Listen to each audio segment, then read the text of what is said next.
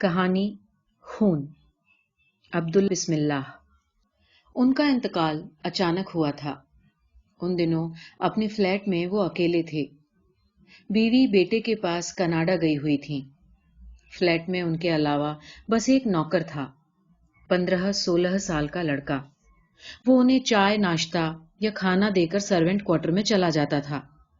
Office سے لوٹنے کے بعد وہ اپنے کمرے میں اکیلے پڑے رہتے تھے۔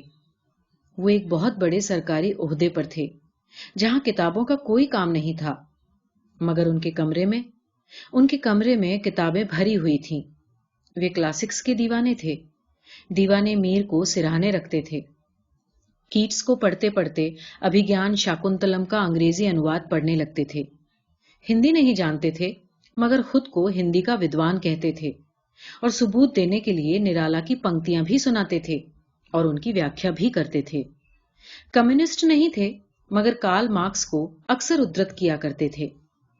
ایک روز آفس میں کئی مہتوپورن فائلوں سے گزرتے ہوئے انہوں نے تھکان کا انوبھو کیا اور گھر آ گئے۔ ان کے شوفر نے فون پر ان کے فیملی ڈاکٹر کو اس بات کی سوچنا دے دی۔ ڈاکٹر تتکال ان کے آواز پر پہنچے اور انہوں نے پایا کہ انہیں ہلکا سا بخار تھا، مگر تمام اپچار کے باوجود وہ بخار لگاتار 4 دنوں تک بنا رہا۔ ان کے فیملی ڈاکٹر نے طے کیا کہ انہیں اگلے دن اسپتال میں بھرتی کرانا ہوگا۔ اس صبح اسی ادیشیہ سے ڈاکٹر ان کے آواز پر پہنچے اور انہوں نے انہیں اپنے کمرے میں مృت پایا۔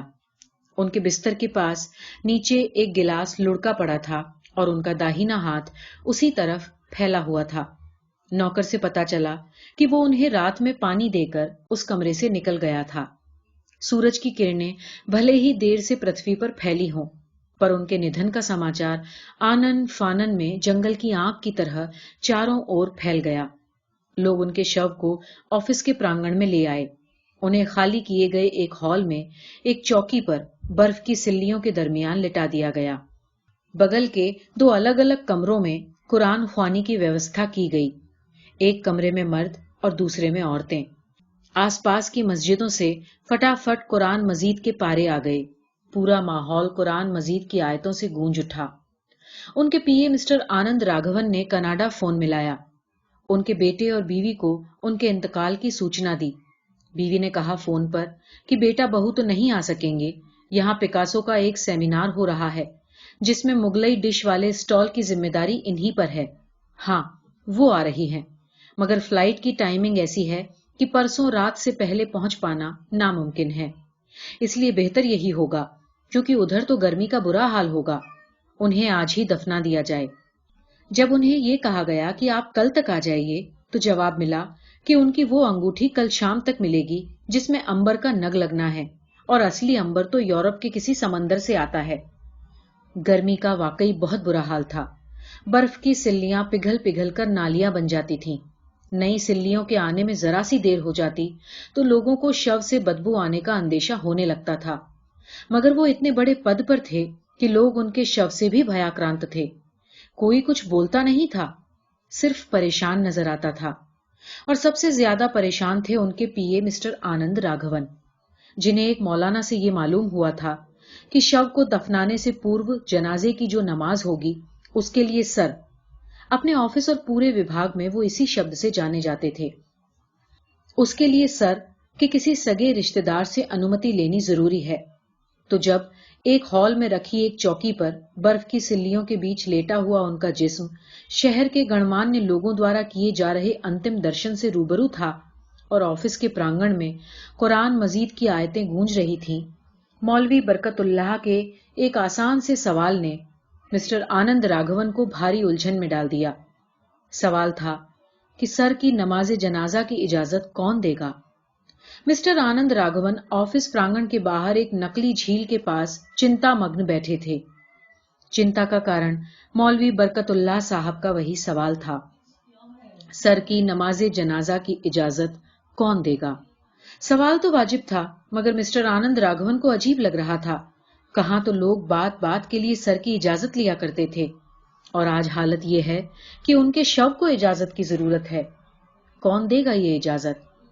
مولوی برکت اللہ کا کہنا تھا کہ کوئی سگا رشتہ دار ہی اجازت دے سکتا ہے۔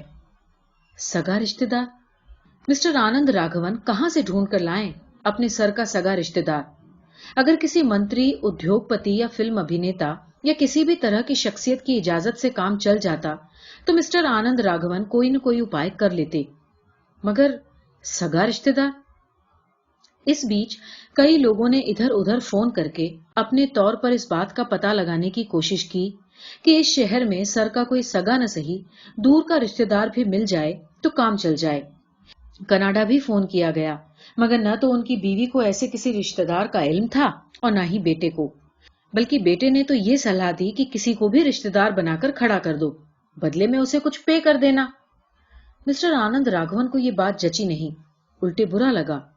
एक दिन सभी को मरना है, मरकर भगवान के पास जाना है, वहां वो क्या मुंह दिखाएंगे? भगवान ने अगर पूछ लिया कि तुमने अपने सर के अंतिम संस्कार के लिए किराए का रिश्तेदार खड़ा किया था, तो क्या जवाब देगा वो? मिस्टर आनंद राघवन अभी इसी उधेड़ बुन में थे कि उनके ऑफिस का चपरासी राजा राम उनके सामने आकर खड़ा हो गया। वो 3 दिनों की छुट्टी लेकर अपने गांव गया हुआ था, मगर टीवी पर सर की मृत्यु की सूचना सुनते ही वो हाजिर हो गया। सर का एक रिश्तेदार है यहां, मैं जानता हूं उसे। चपरासी ने ये वाक्य इस तरह बोला मानो वो इसी वाक्य को बोलने के लिए अपनी छुट्टी रद्द करके आया हो। मिस्टर आनंद राघवन ने उसे बिल्कुल सरकारी नजर से देखा, ये सोचते हुए कि ये तो पूरी हायरार्की भंग हो रही है। जो काम पीए नहीं कर सका वो चपरासी करने वाला है। राजा राम, होश में तो हो। मिस्टर आनंद राघवन ने चपरासी को डांटा। सर की वाइफ, सर के सन, किसी को कुछ नहीं पता और तुम कह रहे हो कि? हां सर, मैं कह रहा हूं। मैं उनके एक रिश्तेदार को जानता हूं। आप सर, आप भी याद कीजिए ना, एक नौजवान यहां नौकरी की तलाश में आया था और साहब ने उसे ये कहकर टाल दिया था कि बाद में आना। सर, वो नौजवान साहब की वाइफ की सगी बहन का बेटा था और अब वो इसी शहर में जहांगीराबाद इलाके में औरंगजेब नगर झुग्गी कॉलोनी में रहता है। मिस्टर आनंद राघवन को सब कुछ याद आ गया और तमाम कारें औरंगजेब नगर की झुग्गी कॉलोनी की तरफ दौड़ पड़ी। औरंगजेब नगर की झुग्गी कॉलोनी में भीड़ लग गई। मीडिया की टीम पहले ही पहुंच गई थी। झुग्गी नंबर 13, हाँ, झुग्गी नंबर 13 में ही वो नौजवान रहता था जिसकी मां सर की बीवी की सगी बहन थी। उस नौजवान का नाम था असलम। असलम ही चपरासी की नौकरी के लिए उनके ऑफिस में गया था।